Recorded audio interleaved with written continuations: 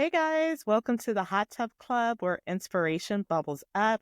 I'm your host, Samara Renee, and today I'm so excited we have our first guest on the podcast, and she's amazing, and she's going to talk all about her solo trip across America, and I am so happy to welcome Tashai Lovington as our guest. Welcome, Tashai. Thank you. Thank you for having me. I'm excited. I'm really excited to talk to you today because, as you know, I'm a big solo traveler, just like you. This awesome trip that you did across America. Number one, Tashai, can you share with our audience a little bit about yourself and what inspired you to start this trip across America? I am an author and a book coach, and I specialize in nonfiction, specifically self-development. I've been into the self-development world for a long time, but I've also been a big traveler. I have loved traveling, and I didn't travel too much as a kid, but I think some of the things that influenced my love of travel were my grandparents and their National Geographic subscription. They had like years and years of National Geographics, and when they would babysit me, I would go through their stacks and I would look at all the pretty pictures and all the cool places in the world to go and all the different cultures, and I think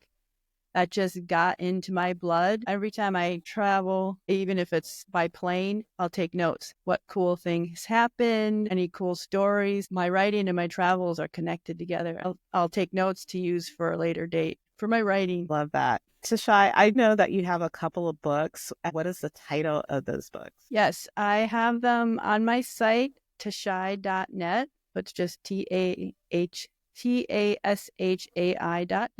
They're also on Amazon. Fill the Gap, How to Manifest from Where You Are Now to the Life You Want was my first one. I also have Live on Purpose, 90 Ways to Jumpstart Your Inspired Life, and Life Mastering Habit Tracker. I also have a card deck on how to edit your nonfiction book. All of those are available on your website. Yes. Anyone can go and grab one book or all the books. Also, I know the card deck is cool and can be helpful for coming authors that are just getting started with writing a book, or even if they're familiar with writing a book, that they can use your cards and learn something new. Absolutely. I mentioned in my first episode about Breakthrough to Success and how the Hot Tub Club was inspired from meeting all the wonderful people that we met from all over the U.S. And Tashai was my roommate. She was the best roommate I could have asked for. It was so good. You're the best roommate ever. We are in the same accountability group. This is how me and Tashai know each other. We met each other through Jack Canfield's trainings like Breakthrough to Success, also Game Changers. You were in Game Changers, right? Yep, Game Changers and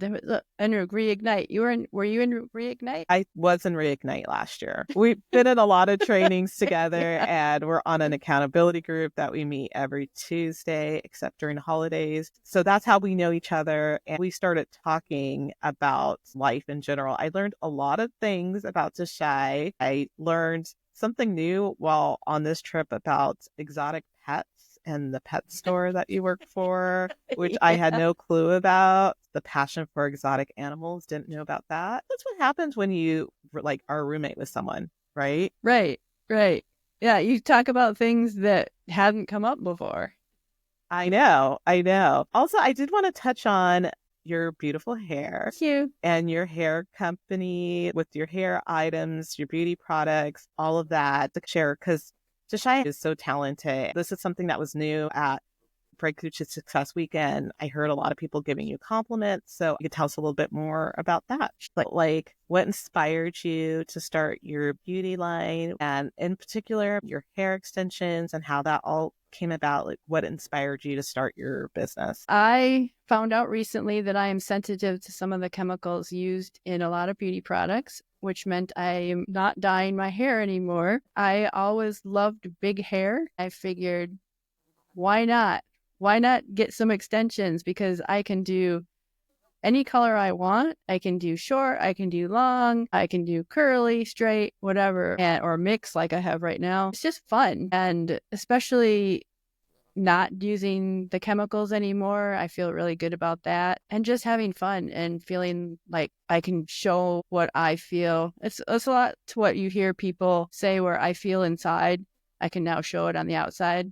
Right. Like I just feel like big hair person, mermaid hair. I've always loved that. Now Yeah, I I can have think it. that's such a cool thing that you're doing because in the African American community, for years, we've been doing extensions and Yes. wigs to preserve our natural hair. I think it's a benefit for everyone. It's really trendy in Hollywood for people to have extensions, but it saves your natural hair from damage. And Yeah, that's the it great thing. You does. can change out your colors anytime you want, and you are still keeping the length and the natural texture of your hair and keeping it healthy. Yeah, it's surprising when I take this out how healthy my natural hair is because you don't wash it as much. You don't obviously have the chemicals, the wind and the pollutants and even the sun that you would get on Right. drying out and all that on your natural hair doesn't really happen because it's wrapped up and protected. Right. So you're so right Exactly. about that.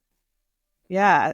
Can they also find your hair extensions on your website? Yes, actually, that is on a different website because they always say if you put it on the same one, people will get confused. What do you do? Are you a Right. writer or do you do the hair? So I separated them. So that's at Ultraviolet Wind. I love that name, Thanks. Ultraviolet Winds. Yeah, that's so cool. Yeah. In addition to hair extensions, you had a couple other products that you're working on developing. Did you want to share about that? Yeah, I have a hair serum that you can use if you use extensions or if you have your natural hair. It just helps protect it and moisturize it. And for extensions, it helps keep them separate and not tangly. And then I also have a scalp cooling spray. So if you have itchy scalp or dry scalp, it helps with your scalp health. And they're all natural and organic. Love And they are that. on my website as well. And a line of zero waste products, all beauty products. That hasn't come yet, but in the future, hopefully it will. That's amazing. You have so many wonderful projects going on. I just Thanks. wanted to make sure that from the top, we jumped off with that before we get into our story. Now we're shifting gears into travel mode and this solo trip across America. What inspired you to want to do this trip? And was there a specific moment in your life that sparked the idea? Yeah, actually, it's kind of funny because I had this idea way back when I was in college. So between my junior and senior year in college, I had an internship in Michigan. And the beginning of the internship, I had the idea I want to get a small RV and I have a dog and I travel across the country for about a year. Every night when I came home after the internship work ended, I would write in my notebook, plan where I'm going to go and what I'm going to do and all that. And so I was really going to do it. As soon as I graduated college, I was saving money and I was going to go do this. Well, at the end of the summer, I met the person who turned out to be my husband. And so that trip kind of went out the window. My life did a 180. Right. I never did it. We traveled a lot together. And our honeymoon, we went out west and did a bunch of backcountry things. So we've always been big travelers together, but I never did that solo trip. Then came 2023 and I was wanting to go to the Jack Canfield Breakthrough to Success seminar in California. And I was thinking, well, how am I going to get there? Am I going to do plane or what am I going to do? And I decided I want to drive.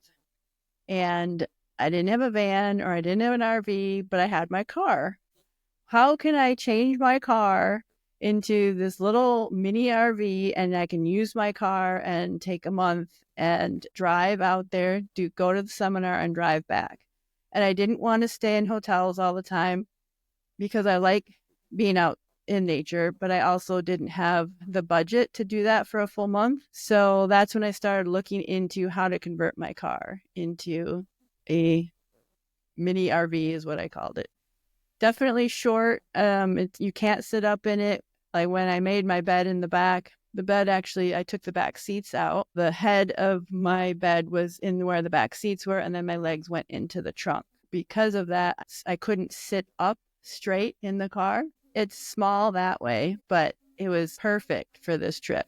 It was great. Retrofitting your car for this trip were cool ideas. Do you had a couple of different tips for safety? Because I know that you camped out at several different spots, I and did. I thought they were creative ideas. Could you share a little bit about how you protected yourself while you were camping in your car and some of the strategies that you had? The biggest thing anywhere is to just be aware of your surroundings. Even if I was stopping at a rest stop or a gas station, as a woman, we have that built in to us when we're alone. Be aware of what's around. You want to be aware. So that's always there. And then specifically for camping, I had a decoy tent, what they call is a 10-second tent. It's a big circle and you open it up, you unzip it, and you just pop it open and it's ready. You don't have to sit there and, put in the poles or anything. It's just ready. You just stake it down, and I would pop that up at every campsite, and then I would sleep in my car. So I called it a decoy tent. It did two things. It made it seem like I was in the tent when I wasn't. So that's a safety thing, especially at night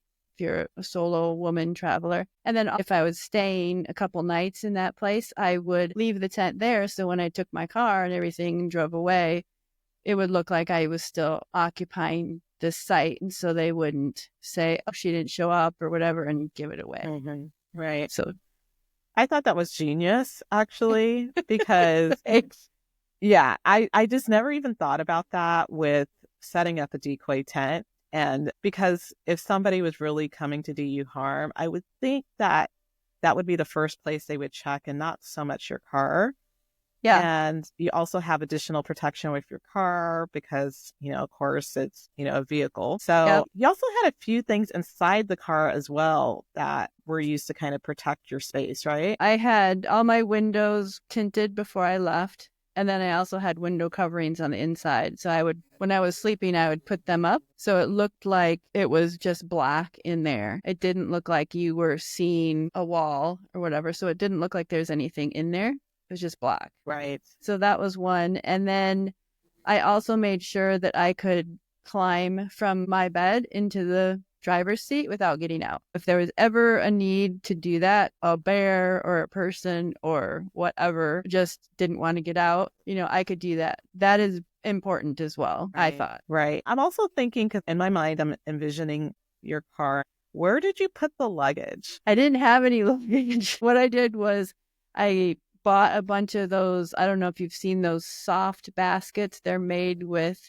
rope or cotton fabric, and they're coiled. They are the shape of a basket, but they're squishable. I got a bunch of those and I put them in the corners of my car where I wanted it, like in the passenger seat on the floor. I had one, and I had two on either side of my bed in the back. And then I would put things in there, and that would hold the stuff, but it was also soft so it fit into like the weird shape of the car. Right. Whereas like a suitcase or one of those rolly cases or anything else wouldn't. I did have a duffel bag too that I put my clothes in, but I wanted those other things open so I could just look in and see what they were, or I could even grab stuff from inside the car. I just reached through the trunk and grab it because it was open on the top. You didn't have to unzip anything. So that was important too. And it helped if it rained too, so I could just get stuff without going outside. I just thought about that, and I'm like, what? I don't remember the whole luggage and like how you configured the car. Did you just put like your big luggage in the front seat? So that's why I asked, how did you get everything in there? Yeah, and I actually made a video for my YouTube channel on how I did it, the walk around of the car. If anyone's interested, they can go to my YouTube channel and see the actual car and how it was done. And your YouTube channel name is? Oh, my YouTube channel name is Tashai Travels. Love it. Love it. You have a lot of other cool trips that you have done. I loved how you documented your trip across America. In addition to just your preparation and planning for the trip, how did you determine what route you were going to go to? Was it based off of like Google Maps suggestions? Was it based off of where you wanted to stop along the way and visit? How did you determine your route to California? Well, it helped to have the destination. So I knew Newport Beach was where I was going to end up, furthest west. I started from the Midwest, and I originally was going to do a more northern route, but since it was October, I decided to go more southern route, just weather-wise. So that was one thing that determined it, the time of the year. I didn't want to go over any mountains because I was in my car. My car is awesome, but it doesn't do the greatest in deep snow. And there's a chance, because I lived in Colorado for 10 years, so I knew that at that time of year, if I went through Colorado over the mountains, there'd be a chance there'd be snow. There would probably be snow. That vetoed that. You can't go even further north, pretty flat, because even the plains would get snow at that time. That just dictated the southern route. And then I went as diagonally as I could from where I was to get to Newport Beach. I knew I wanted to go to Santa Fe, and I knew I wanted to go to Sedona. I made sure that they were on the route as I was going out. And it was pretty much a diagonal the whole way. Which I think is smart, because I know when I did my trip to Utah, I knew there was going to be snow, but I didn't understand that the route through was going through a lot of mountains. So when I thought I was done with the snow, I was coming back into another part of Utah that went through the mountains, and I didn't have snow chains. So I was completely unprepared. So I thought that's really smart. Yeah, that's one of the things that if you're not a seasoned traveler, or even if you are, if you don't realize, you're looking at a map, you don't realize the topography. Because on a map, it's just one straight thing. But if you don't realize, oh, there's desert through there, or oh, there's mountains. Because on my trip, I encountered 120-degree weather, and wow. I encountered 32 degrees. So there was a huge range there. Even though I tried to avoid the mountains, I still got this huge range of weathers. That's another thing to, be aware of. I brought shorts and I brought long underwear. I was just going to ask you about some of your essential items that you packed on the trip that were really important. So you had your shorts, your long underwear, just in case. What other items did you also bring that were helpful? Clean water. I was camping. I wasn't always in a place that I could get water every day. I did bring 5 gallons of water with me. And one of that was for just washing and brushing your teeth, wash your hands, that kind of stuff. So it was clean, but it wasn't necessarily filtered. It was just from the tap. And then I had 4 gallons of filtered water every day as well. Or not every day, but in between places that I could fill up water. So I had that. Especially important if you're going to like Joshua Tree or someplace that doesn't have a lot of water. That was super important. The other thing, which may seem like, oh yeah, of course, but a comfortable bed. Because if I was sleeping in my car every day, I didn't sleep a couple days in my car because I was at the conference, and then I visited my aunt and uncle one day as well. But for the most part, I was sleeping in my car every day, and if it wasn't comfortable, that would ruin the whole trip. That was huge to have that comfortable bed. Big. If you're not sleeping well, your days are not good. Tashai, what tips could you give someone planning a similar trip, especially if it's their first time? Well, I planned out my whole route ahead of time, and I knew where I was camping, and I knew where I was staying in a hotel. Every night I had that planned out. And then there were a couple times where I stayed at rest stops, but I had used an app called The Dirt to get reviews from other people who have stayed in these places and see if it was a good place or not. I had a pretty good idea that it would be a good place, but I also would have a contingency plan for places like that. I would suggest planning out every place you're going to stay and then leaving the days open. You know where you're going to be. You don't necessarily have to have everything you're going to do down. So then you can have room to explore and be spontaneous when you're there. But at least have your place where you're going to stay down ahead of time. And a lot of places now you can reserve online. I had all my campsites reserved online already, and they were paid for. And my hotel was paid for at the conference. I didn't have any of that to deal with. I was just going to ask you further down in our interview about the different apps that you use to help with planning your trip. Were there any other apps that you used that were really helpful? I used Google Maps through the whole thing. What I did is I printed out my itinerary that my husband and I came up with. I printed out where I was staying so I didn't have to rely on internet. I had it physically printed out. I also had a physical map with me of the US, so it had every state in it. There are certain places where you don't realize you're offline with your phone.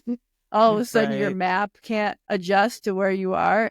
If there's a problem, you can at least go to your physical map. Or you can also now, sometimes they'll let you download a map from like Google Maps offline, so you can get it offline, but you have to do that ahead of time. You can't like be offline and be like, oh no, I forgot to download my map, because then you don't have it.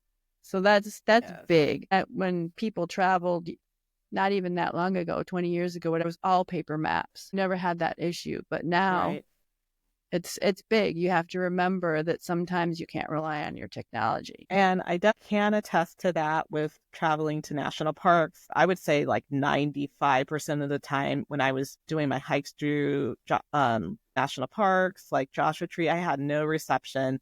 The only thing that I was able to tap into was satellite, and even that was sketchy. Yeah.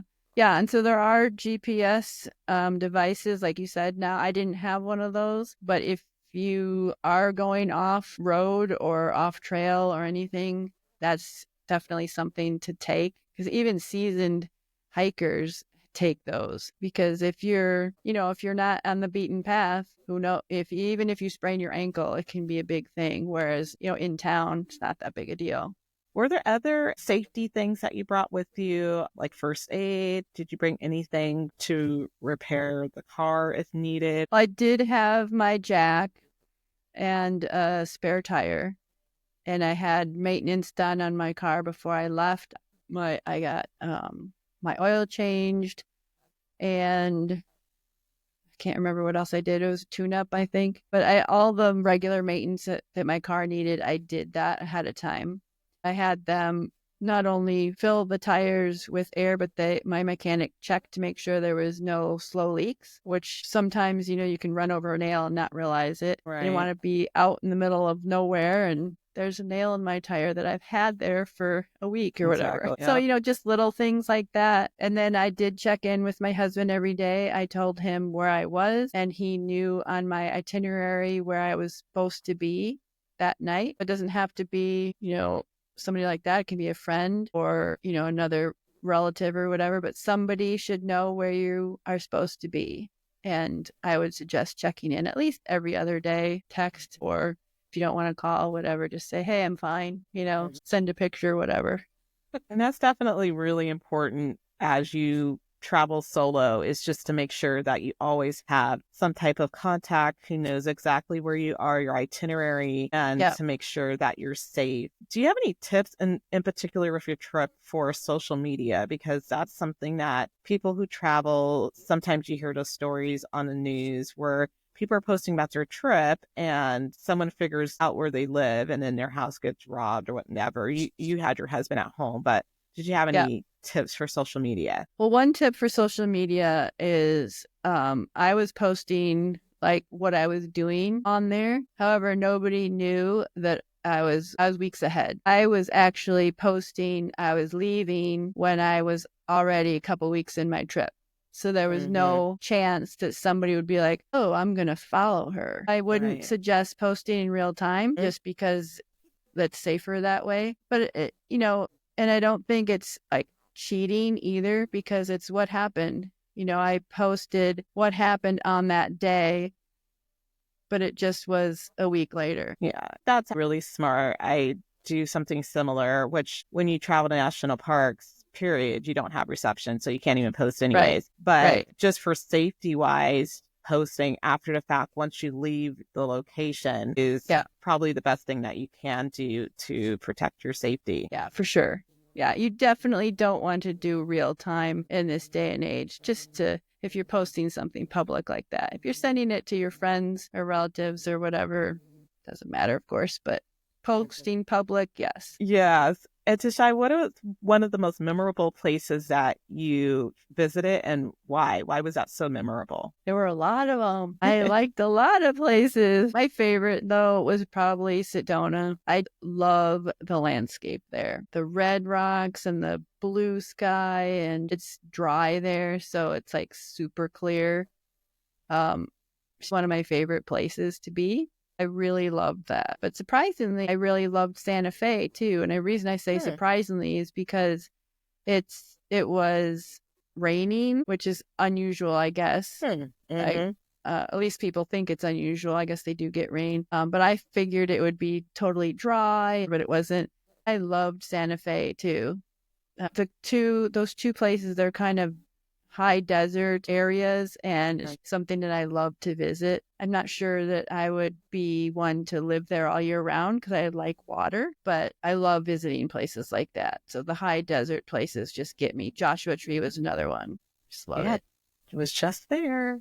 I wish I would have been able to go with. At some point, we have to do a collab. I don't know how we're going to do it, but somehow end up at the same national park and maybe do a hike or something, which could be really fun. It'd be fun. Yeah. Sure. Did you have any unexpected challenges or surprises while you were gone on your trip, and how did you handle them? There was a funny one. You live in California, but when I first got to California, I needed gas, and I went over the line, and I stopped at the gas station, and I put the pump in, and it looked a little strange. The hose was a lot thicker and the nozzle was different than what we have in the Midwest. But then when I tried to get it out, it wouldn't come out of my car. And I was pulling it, and I was, jiggling it and moving the handle, and it would not come out. And I was like, oh my God, I'm in California. I just crossed the border, and now I'm stuck at a gas station with the pump in my car. Oh my gosh. What the heck? Then I asked two young guys, like at the next pump, I'm like, can you get this out? I don't know what So he came over, and I figured he's from California. He'd get it out right away. Nope, he couldn't get it out either. Oh no. Yeah. And so we're both standing there, and he's like, I don't know. And then his buddy, he was like, what are you doing? He came over, and he came right up, and I was like, oh, okay. And he grabbed it and he pulled it right out. And we're standing there like, how did he do that? I wonder what it was. So, okay. So I haven't been to the you have Midwest a suction yet. There. Yeah. But you have a it's a suction black there. cap thing, right? Yep. It's like this thing that goes down over it that's different than what we have here, and it creates a suction. Do you guys just have like the metal part? It's a metal part that's solo? Yeah, like a metal part, and then this small like vapor lock thing that's supposed to be a vapor lock, but it's just like this rubbery thing. It doesn't like clamp onto your car with suction. It's not like the aliens that go, that's what I know, I'm so like used to that.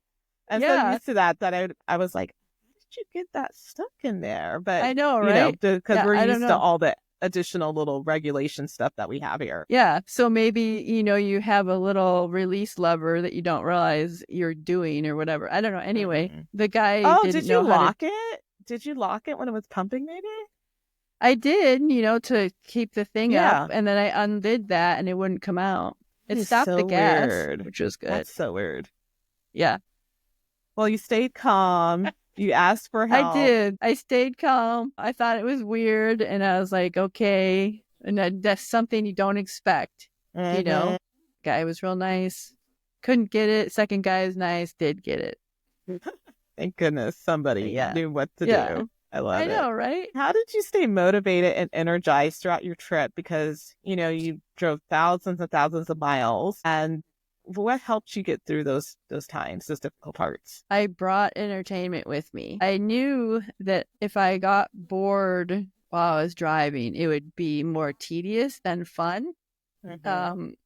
Especially in the more flat areas of the country where there isn't a lot of scenery to be looking at. I brought my music with me and my phone. I brought podcasts. I marked a bunch of podcasts that I liked ahead of time. I did a subscription for audiobooks, and then I bought a couple audiobooks too. I had 3 different things that I could switch between, and it actually was really good. I even drove 10 hours one day, and it wasn't a big deal. Wow.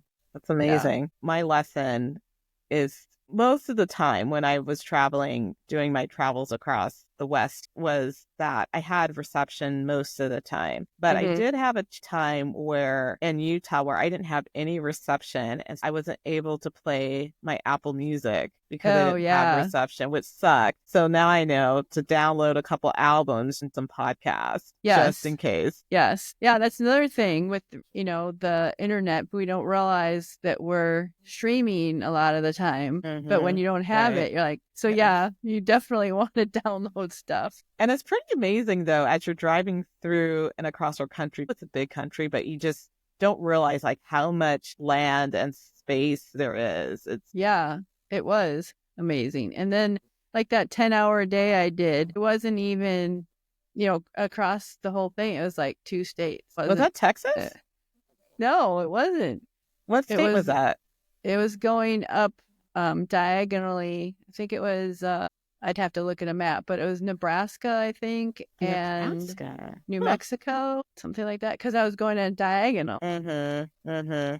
Another thing too was I decided to take a lower route coming back. I did Route 66 stuff. Okay. And so Cool. again, I knew where I was going to be every night, but the whole day was open. And the fun thing about Route 66 is there's a lot of little things that you can find along the way. You're like, oh, I found a dinosaur museum that I stopped at. And oh, I found a trading post that I stopped at. And oh, there's this jerky place. And, it's stuff that you don't necessarily expect. And it's not like this big attraction or whatever, but you can Right. stop, take a break, have fun for like an hour and then, or a half hour, whatever, if it's small, and then move on to the next one. It was actually pretty cool. I liked it. I like that you were on Route 66. That's really cool that you got to go across that historic road. Yeah, I was actually on it for quite a while.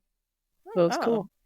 Now we're getting towards the end of our podcast. I wanted to ask Tashai if there were any life lessons learned while traveling across the country, and if so, what were they? The biggest thing, well, there's 2 things. The biggest for the actual trip was that I could be alone and not be lonely. It's 2 different things. Right. You can be lonely with people, but to be alone and not be lonely is a good feeling. Sometimes that's really nice because you can do your own thing, be on your own schedule, and you don't realize how much you compromise sometimes or how much you're on this rigid schedule until you get away from it. Just having a break, that was really nice. And being like, well, what do I want to do?